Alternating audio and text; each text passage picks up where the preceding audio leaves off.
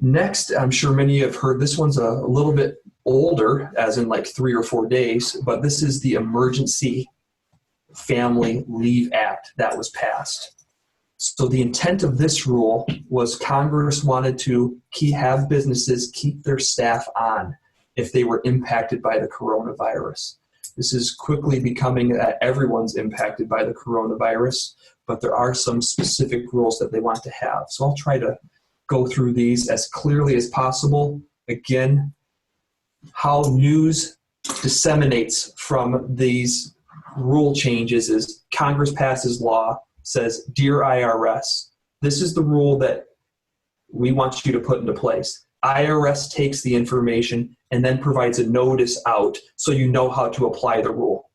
So we're just kind of taking what Congress said in a very lengthy 500-page bill written in legalese and seeing what it means and how it impacts you.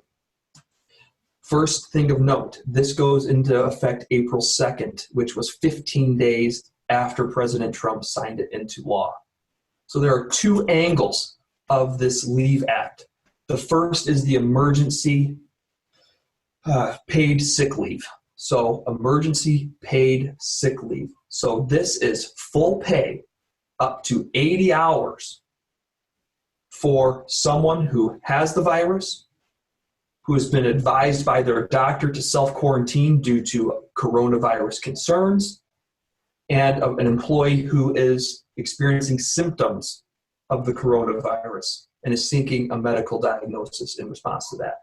So if you're under 500 employees, you are required to pay this if the employee communicates to you that they are fitting into one of those 3 buckets. Okay? So this pay is capped at $511 per day and $5,110 total. Okay? So I think most of our employees will fit under that, but it's totally meant to catch a lot of employees who may be impacted by this virus. The next is still under the emergency paid sick leave is that there's 3 other people who fit to receive pay under this. And this is someone caring for someone who fit under the first 3. If the employee's child's school or childcare is closed, then they also fit into this model. And then there's a catch-all, which we don't know about yet, but it says if you're experiencing any other substantially similar condition specified by the Health and Human Services. Well, so again, we have to wait until HHS tells us what that means. But I'm thinking it's going to be a lot of people. But if you're in the second tier, anyways, doing this on the fly, team, okay, then your maximum paid per day is $200 and $2,000 in total. All right. So 80 hours of those amounts. So from the employer perspective, what's my action item?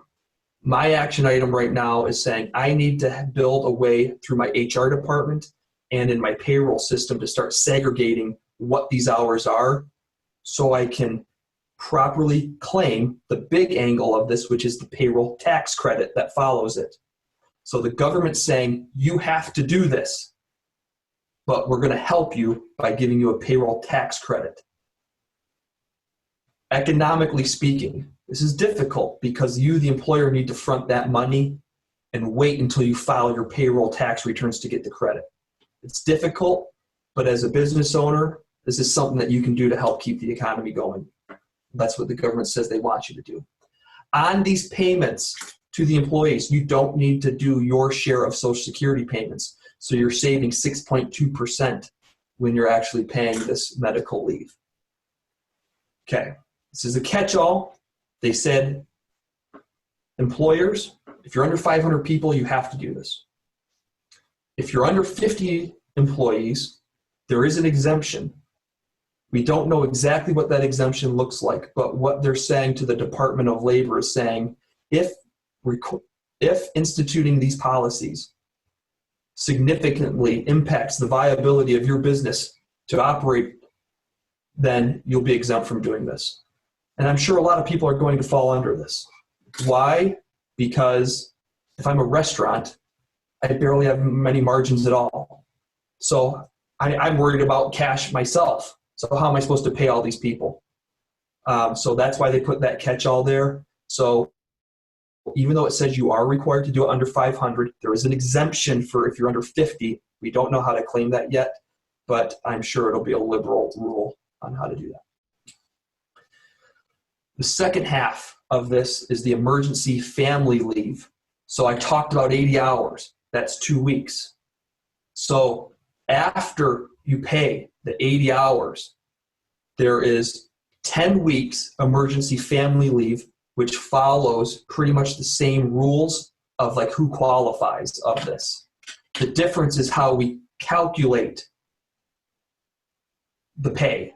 And it's 2/3 of the person's pay rate up to $200 per day, capped at $10,000 maximum. You also receive a credit for those amounts paid, following the same methodology that I talked about just a few minutes ago. So a lot going on here. What we're trying to do, that was 12 weeks. That's 3 months.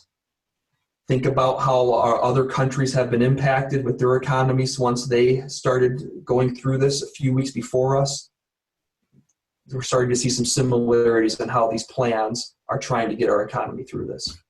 A lot more to come. Once more guidance comes, we'll have more specific rules.